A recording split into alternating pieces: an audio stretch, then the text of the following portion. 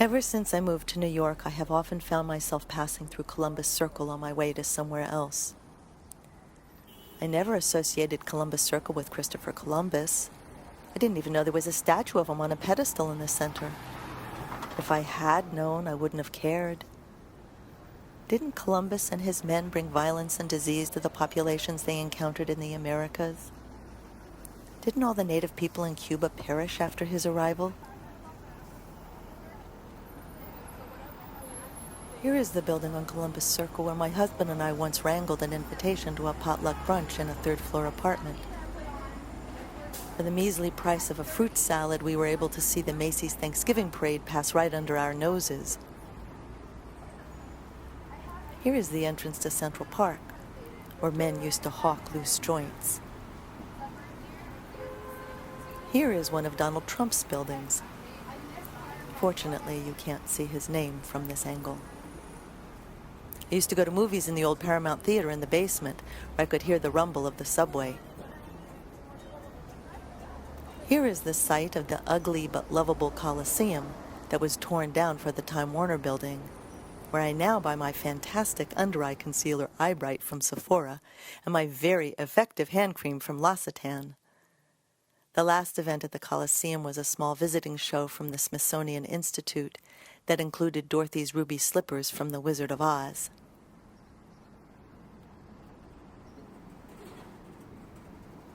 In 2005, Columbus Circle was renovated, and it became both safe and beautiful. Crosswalks gave pedestrians access to the center. Now I stopped there on my way to somewhere else. Nannies sat there with small children. Boys practiced their skateboard moves. Working people ate lunch. In warmer weather, everyone enjoyed the flowers. But I still never looked up to see the statue.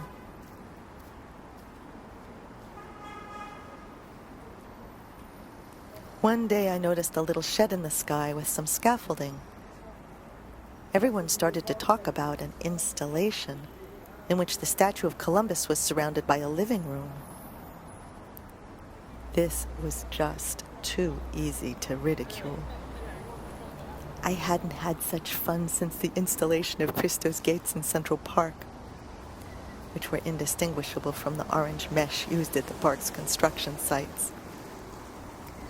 My derisive attitude didn't keep me from asking a volunteer for a memento keepsake piece of orange fabric, which I added to my memento keepsake gray fabric with which Christo wrapped the Reichstag in Berlin.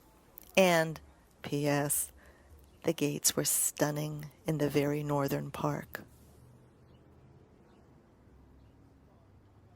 I simply had to visit Mr. Columbus.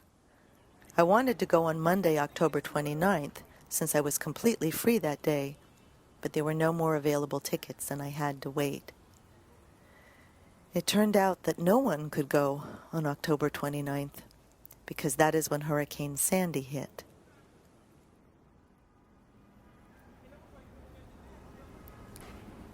My reservation day came, and I climbed the stairs around the scaffold.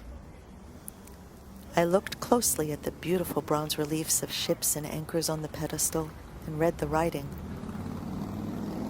I thought of how Italians were a despised ethnicity in New York in 1892 when the statue was erected.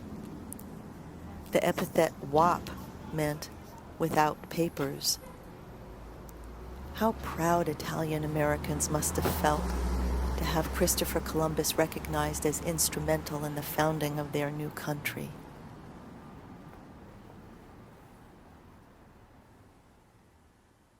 Mr. Columbus's living quarters were very nice, quite contemporary. Everyone who visited him that day was clearly unharmed by Sandy, or else they could not have afforded the luxury of such a frivolous outing. Still, the world was with us in that room. It was oddly moving to be so close to an object that is usually so unattainable. It was a jarring perspective to have something so serious and traditional juxtaposed with the whimsical and attractive decor. I was quite happy.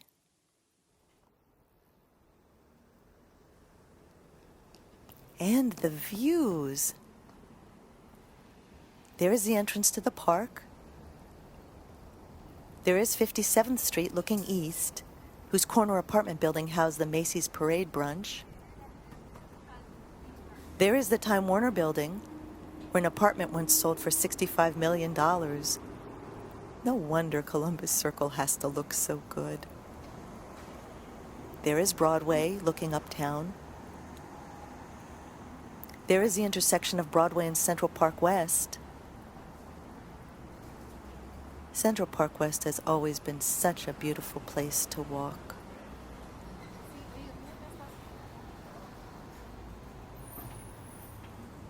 And now when I approach Columbus Circle, I always look up.